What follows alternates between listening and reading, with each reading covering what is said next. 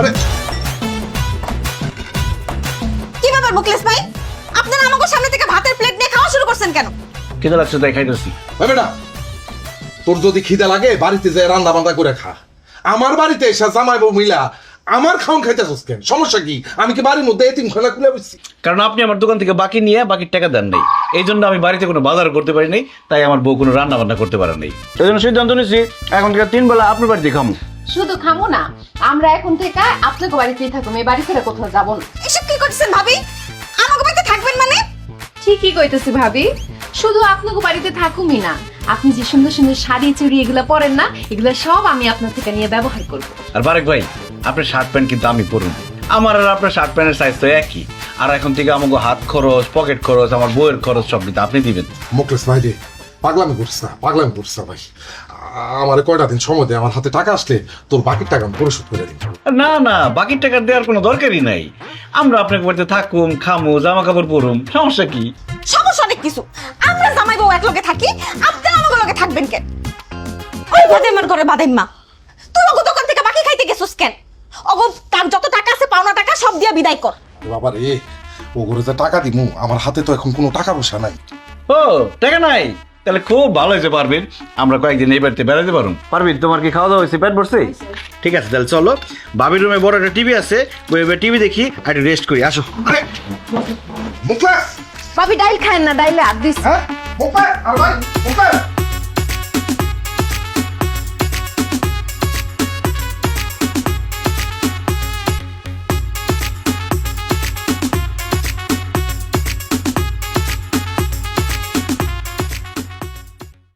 সুন্দর হয়েছে, এটা কোনটা ভালো? এটা ভালো?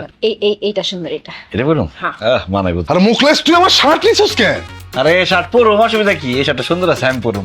হ্যাঁ ভাবি, আপনি আমার শাড়ি নিয়েছেন কেন? কারণ এই শাড়িটা আমার খুব পছন্দ হয়েছে। শাড়িটা খুব মানাইছে। খবরদার, ফালতু কথা কইবেন না। আমার শাড়ি দেন, জানেন থেকে। আরে ভাবি, আমরা কি এখানে থাকতে আসছি? আপনার জামাইয়ের কাছে 10,500 টাকা পাই, টাকা দিতে কোন চলে যাই। মুকলেশ, তুই তোর বউ রেলে বাড়িতে যা, আমি কথা দিতেছি, আমি বিকেল বেলা টাকা নিয়ে তোর বাড়িতে আসতেছি। এই কথা আপনি 1000বার বলছেন যে বিকাল বেলা দিয়ে দেবো, দিন যায়, মাস যায়, বছর যায়, আপনার বিকাল আর আসে না। এই জন্য সিদ্ধান্ত নিচ্ছি টাকা না দিলে এই বাড়ি থেকে যাবোই না। তুমি একটা শাড়ি পরে বই রয়েছো কেন? শাড়ি লইবো, ভাবির আলমারি থেকে গয়নাগাটি নিতে না। ভাবি আলমারির চাবিটা দেন, গয়নাগাটি নিয়ে আসি। দেন। আরে ভাবির কাছে চাবি চাইলে ভাবি দিব, আলমারি ভাঙ্গা নিয়ে যেতে বলছে। চলো বাঙ্গি তাই। আল্লাহর দয়া লাগি, আল্লাহর দয়া লাগি, আমার আলমারি ভাঙেন না। আমার অনেক শখের গয়না গাড়ি আছে। এই তুমি দাঁড়িয়ে আছো কেন? তুমি ওকে টাকা তাড়াতাড়ি দাও। এই সব টাকা রাখছিলাম। টাকা দিয়ে দিলে কি আর এত ঝামেলা করা লাগে? আমার শাড়িটা ভাবি, আরে কি শাড়ি টানাটানি করতেছেন? শাড়িটা ভালো লাগছে আমার। ভাবি আমার শখের গায়ে হাত দেয়। ভাবি, ভাই একটু কোন ভাবি রে? মুকলেশ, বাইরে তুই আমার কাছে 10,500 টাকা পাস, আমি আলমারি কাছায় কুছায় 3,000 টাকা পাইছি রে ভাই। ধর এই টাকাটা ল। বিশ্বাস কর ভাই, এই টাকা ছাড়া আমার কাছে আর একটা টাকাও নাই। আমি তোর কথা দিতেছি, অল্প কয়েকদিনের মধ্যে তোর বাকি টাকা পরিশোধ করে দিব নে। আর আমারে যদি তারপরেও তোর বিশ্বাস না হয়, তাহলে আমারে, আমার বউরে, এই পুরা বাড়িঘর সমস্ত কিছু তুই তল্লাশি করে দেখতে পারোস। ও বুঝছি, পুরো টাকা দিব না, 3000 পয়সা তাহলে শুয়ে পড়ো, এটা শুয়ে বেড়াই। ভাই কি করতেছে? আমার পিতা শিখতেছে।